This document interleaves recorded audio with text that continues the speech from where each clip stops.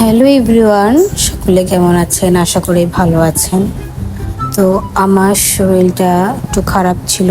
আমি অভিকে বলেছিলাম যে একটু বের হয়ে চলো, তো বললো আচ্ছা আমি তো বাইরে আছি, তুমি আসো, আমি এখানে দাঁড়িয়ে আছি।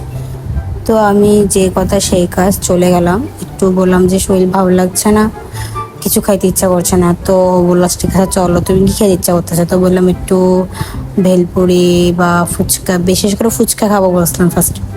তো বলে চলো সিটি গেটে, ওখানে একটা ভালো দোকান আছে, আর ওখানে সবাই ফুচকা খায়, ওইদিকে ফেমাস বলতে গেলে চলে ওখানকার। তো গেলাম, তো বলছে একটা ছবি নাও।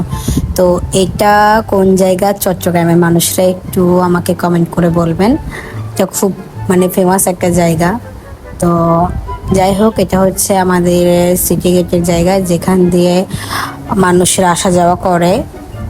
তো আমি টুকটাক কিছু রিলস নিচ্ছিলাম, কারণ আমার ওই সময়টা আসলে মানে আমি ভিডিও করার মতো মুডে নাই। তো ও যা ভিডিও অভি করছে, তো অভি আমার জন্য ওষুধ কিনে দিল। তো আমি ওষুধটা নিয়ে বললাম যে চলো কিছু খাবো। তো ও আমাকে এখানে বলছিল কি খাবে, তো আমি বললাম যে ভেলপুরি খাবো। তো দেখো কি বলে আমাকে। কিরে কোলসুপ চটপড়ে আসে বলা ভেলপুরি খায় নাকি? মুড চেঞ্জ হয়ে গেছে। হ্যাঁ মুড চেঞ্জ হয়ে গেছে। তুমি বলছো ফুচকা খাবা, আশিক ভেলপুরি খাচ্ছ না? অবশ্যই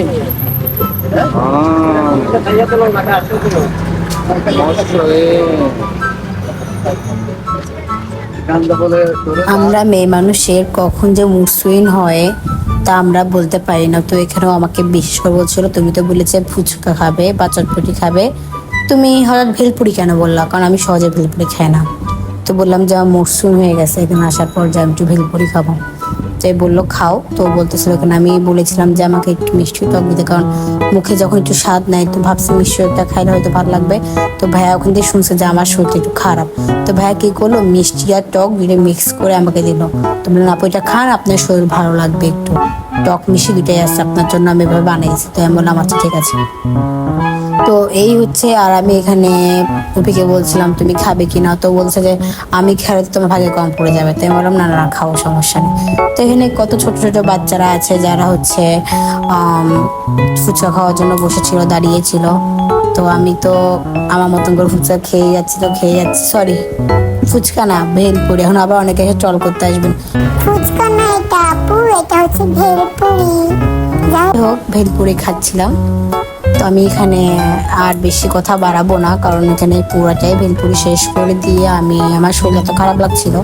তো আমি চলে যাচ্ছিলাম বাসায়। তো ভি আমাকে বাসা আগে দিয়ে এসেছিল, কারণ আবার জব আছে, জবে যাবে, তার জন্য। আজকে ব্লগটা কিন্তু টাটা। কেমন? ভালো। ভাত তো খাও না এরকম করে? মুখে রুচি নেই, টক টক খাইছে একটু ভালো লাগছে, টক খাওয়ার জন্য খাওয়া হয়েছে।